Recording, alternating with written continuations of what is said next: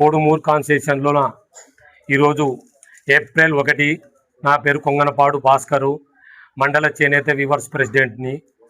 చంద్రబాబు నాయుడు గారు ఏ విధంగా అయితే చేనేతల గురించి వాళ్ళ మగ్గాలు పెట్టుబడి లేక దీనస్థితిలో ఉన్నప్పుడు మీరు నేర్చుకునిక బతుకు తెరువు కోసం ఖచ్చితంగా ఏదైతే మాట చెప్పినాడో 200 యూనిట్ని అది అందజేసి ప్రతి ఒక్క చేనేత కార్మికుల గుండెల్లో పదిలంగా ఉండేటట్టు చేసినాడు.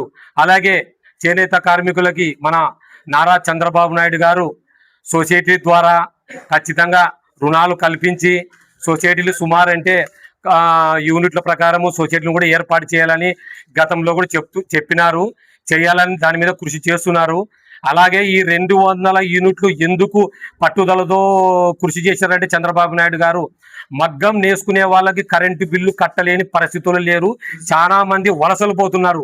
వాళ్ళకి ఖచ్చితంగా ఈ వాళ్ళ మగ్గాలకి యూనిట్ ప్రకారం వాళ్ళ 200 యూనిట్లు ఇచ్చి ప్రోత్సాహం ఇచ్చి వలసలు పోకుండా ఖచ్చితంగా నియోజకవర్గంలో వాళ్ళు ఉండి ఏదైతే మన దేశంలో రైతు ఎలా ఒక కన్ను అయితే చేనేత రెండో కన్నుగా భావించారో మన చంద్రబాబు నాయుడు గారు, అలాగే కృషితో పట్టుదలతో మా చేనేత ఇంతలాగా కృషిగా పట్టుదలతో మమ్మల్ని ముందుకు తీసుకున్న వ్యక్తి కూడా మన నియోజకవర్గంలో విష్ణువర్ధన్ రెడ్డి గారు, కేడీసీ చైర్మన్ గారు. అతని పట్టుదల గల చేనేత కార్మికులు కూడా చాలా ఉంది.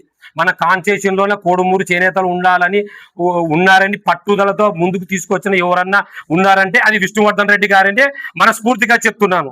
అలాగే మన దస్తగిరి గారు కూడా గతంలో చెప్పాను, సార్ మాకు చేనేత యూనిట్తో పాటు మాకు సొసైటీలు కూడా ఏర్పాటు చేస్తే ఎందుకంటే దాని గురించి బతుకు తెరువు గురించి ఎక్కడ పోకుండా మన మాస్టర్ వీవర్స్ ఎక్కడ పట్టుదలతో మాకు సొసైటీ ఏర్పాటు చేస్తే ఎక్కడ అమ్ముకోకుండా మన ఖచ్చితంగా సొసైటీలు ఉంటే మనము ఇలాగే బతుకు తెరుగు ఉంటూ అందరూ కలిసి ఈడే ఉంటాము, ఏదన్నా కానీ వలసలు పోకుండా అని ఈ సందర్భంగా తెలియజేసును.